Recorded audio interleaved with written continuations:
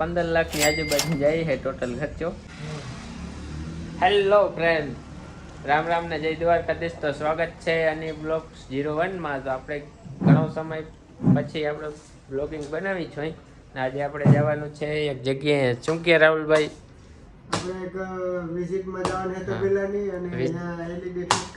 LED fit કરવાની છે, visit કરવાની છે. તો આપણે સામાન ભર્યું છે એ હજી ભરી લઈ, અને આજે આપણે વિઝિટ લેવાની છે. અમારે જે વસ્તુ બનાવવાની છે આપણે એની ખાસ વિઝિટ લેવાની છે.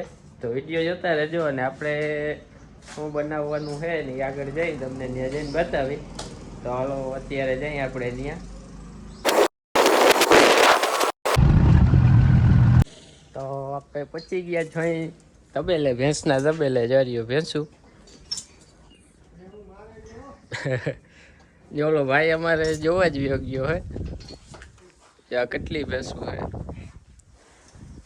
ભેહું ભાઈ ભેહું જો અમારે આ બનાવવાનો હે, એના માટે અમે આવ્યા છીએ વિઝિટમાં. આપણે આ સ્પેશિયલ તબેલો જોવા જ આવ્યા છીએ. તો આ તબેલો આપણે જોઈ લઈ. જો અહીંયા ગા પણ છે, અને કેટલો ખર્ચો આવે ને કેટલામાં તૈયાર થઈ જાય એના માટે જ આવ્યા છીએ. તો આ લગભગ આપણે 1,00,000-1.5 લાખની આજુબાજુની કિંમત હશે. તો આપણે લાખ લખીએ હિસાબ કરી તો કેટલી ભેંસો છે? 1 2 3 4 5 6 7 8 9 ભેહું હે. 9 ભેહું હે. લાખ લેખે આપણે હિસાબ કરીએ તો 9 લાખ રૂપિયા. અને આ છપરું બનાવેલ છે તબેલાનું, એ પણ છે ને. એક આગળ ગોડાઉન બનાવેલ છે મોટું, અહીંયા ડુચ્ચોર રાખવા માટે સ્પેશિયલ આ તબેલો જ છે. તો આપણે બનાવવો છે એના માટે આપણે આવ્યા છીએ. જોઈ લ્યો, ઓલું મોટું ગોડાઉન છે, ત્યાં ચરો રાખવાના બેસું. તો આપણે 9 લાખ એક રાહુલ, અને આ છપરાન બનાવવાનો ખર્ચો 3 લાખ. 9 ને 3 12 લાખ રૂપિયામાં તૈયાર થાય. અને કેટલું એક ભેંસ દૂધ દેતી હશે? 5 લીટર લેવાનું તો એ 45. 5 લીટર દૂધનો હિસાબ કરો તો એક ટાણાનો 45 લીટર જાય. પૈસા હોગા તો હિસાબ. આ કઈ ભેંસ છે? જાફરાબાદી. આ ભેં જાફરાબાદી છે, બાકી દેશી છે. અને કઈ ભેં બની હર કે ગિરનારી એ પાછા કોમેન્ટ કરજો કઈ ભેંસ સારી. અને આપણે હિસાબ કરી અને આગળ વિડીયો બનાવ્યું કેટલો ખર્ચો આવ્યો અને કેટલું પ્રોફિટ થયું. તો અત્યારે આ બનાવી લઈ.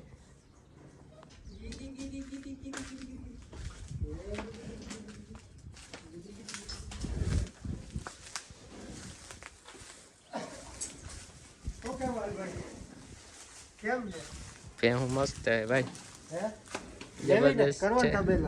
તબેલો કરવો જ છે. જાફરાબાદી નું દૂધ વધારે હોય અને ટૂંકમાં હોય હોજી.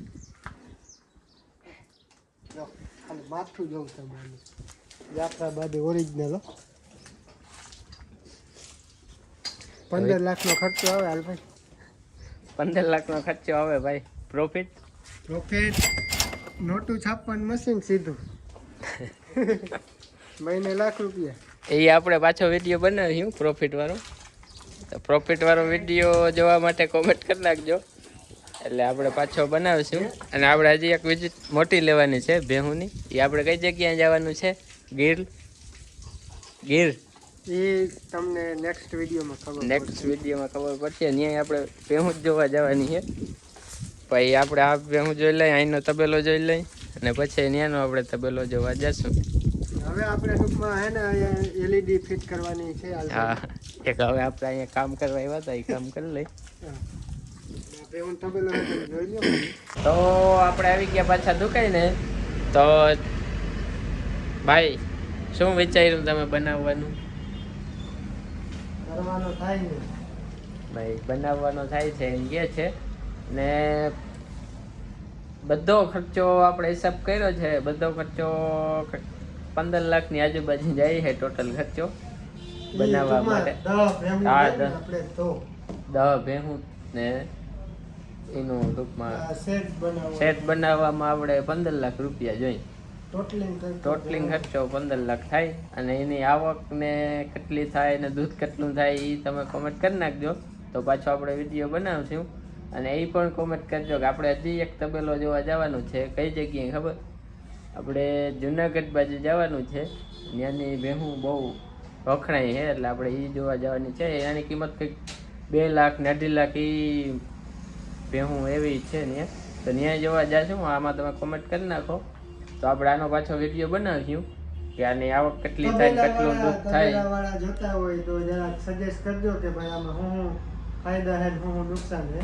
હા, તો બનાવાય કે ના બનાવાય એ પાછો કોમેન્ટ કરજો. એટલે આપણે બનાવવાનો છે અને આપણે બનાવીશું. કે બનાવશું ને? બનાવવાનો જ છે.